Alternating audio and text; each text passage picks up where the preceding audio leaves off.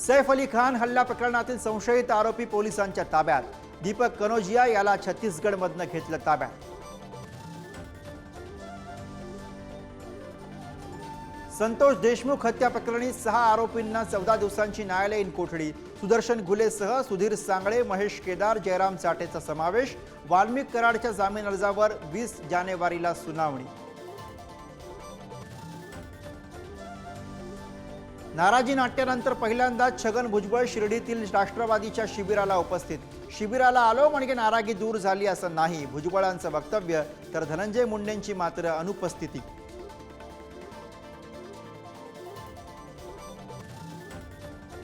पडताळणीपूर्वीच 4000हून अधिक लाडक्या बहिणींची माघार। आणखी 3 ते 4 लाख महिला लाडकी बहीण योजनेतनं अपात्र ठरण्याचा अंदाज।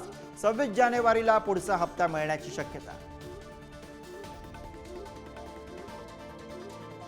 10वी आणि 12वीच्या हॉल तिकिटावरती जातीचा उल्लेख। हॉल तिकिटांवरती कास्ट कॅटेगरी उल्लेख असल्यानं आक्षेप, तर जात नाही, जात प्रवर्गाचा उल्लेख असल्याचा बोर्डाकडनं दावा। मुलुंडमध्ये परप्रांतीय कामगाराला मनसेकडनं चोप। मराठी कुटुंबाशी अर्वाच्य भाषा वापरल्यानं मारहाण।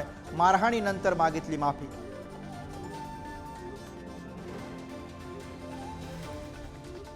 जमिनीच्या वादातनं नाशिकमध्ये लहान भावाकडनं मोठ्या भावाला जबर मारहाण। शेतातच ट्रॅक्टर पेटवला, पत्नी आणि मुलाला सुद्धा बेदम चोपलं।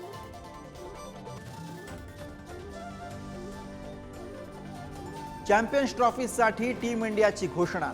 रोहित शर्मा कर्णधार, तर शुभमन गिलची उपकर्णधारपदी निवड। विराट कोहली, श्रेयस अय्यर आणि के.एल. राहुल यांना सुद्धा संघात संधी।